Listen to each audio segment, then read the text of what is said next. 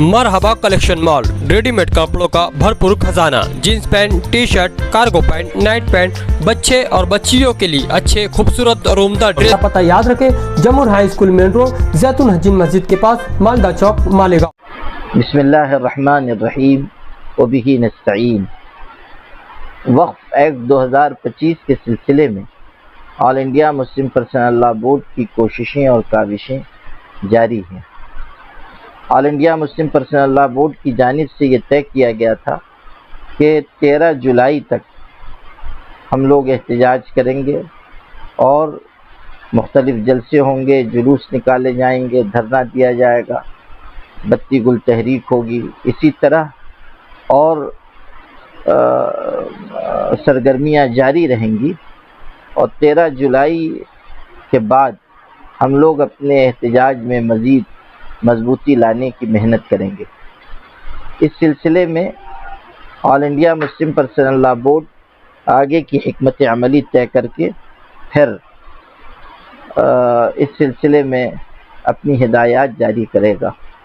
Board ने 13 जुलाई तक जो एक स्टेप तय किया था वो एहतजाज के इख्तिताम के लिए नहीं बल्कि एक मरहले तक के एहतजाज के लिए, और उसके बाद इंशाअल्लाह दूसरे मरहले का एहतजाज शुरू होगा।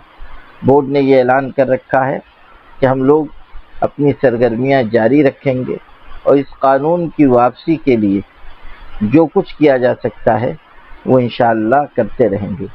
ये जो सूरत हाल अभी पेश आ रही है इस मुल्क में कि एक के बाद एक ऐसे मसाइल खड़े किए जा रहे हैं जो मुसलमानों की तशवीश और बेचैनी में इजाफ़ा कर रहे हैं, ऐसी सूरत हाल में मुसलसल और मुस्तहकम जिद्दोजहद की ज़रूरत है।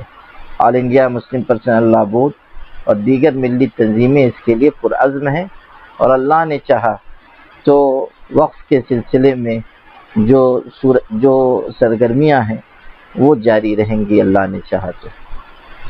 वक्त के ताल्लुक से ही मालेगांव में 22 जुलाई को 5 जिले की कॉन्फ्रेंस हो रही है मैनर एसोसिएशन कमेटी की, इससे आप किस तरह जो मुख्तलिफ मसाइल हैं रियासत के, मैं तो कई दिनों से सफ़र में था, मैं आज लौट कर आया हूँ तो मैंने उसका दावतनामा देखा है। तो उसमें मुख्तलिफ मामलात लिए गए हैं। वक्फ का भी मामला है, इसी तरह जो लाउड स्पीकर का मामला है अजानों के सिलसिले में वो भी है, और मसाजिद के लिए जो दुश्वारियाँ पैदा की जा रही हैं उसका भी उसमें तज़किरा है। तो बहुत से मामलात को लेकर वो कॉन्फ्रेंस की जा रही है और माइनॉरिटी डिफेंस कमेटी की जानिब से हो रही है। उन लोगों ने कई माहिरीन कानून को बुलाया है और उन माहिरीन कानून के ज़रिए कानूनी मालूमात फराहम करना चाहते हैं कि मुख्तलिफ़ किस्म की सूरत हाल में हम क्या करें और किस तरह डॉक्यूमेंट तैयार किए जाएं और आने वाले दिनों में इन मुश्किलात के हवाले से क्या कानूनी जिद्दोजहद की जा सकती है।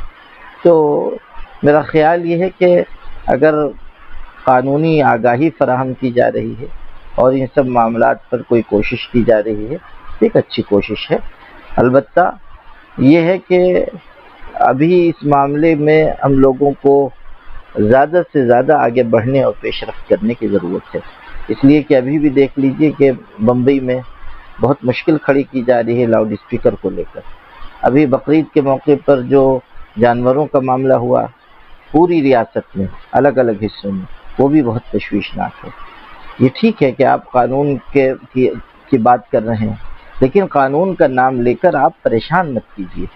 और इसी तरह ये बात भी है कि मुख्तलिफ मदारिस को नोटिस दी जा रही है, मालूमात फराहम कीजिए, आपको कहाँ से चंदा आ रहा है, कहाँ खर्च हो रहा है, आपके यहाँ कितने बच्चे हैं, कहाँ के बच्चे हैं।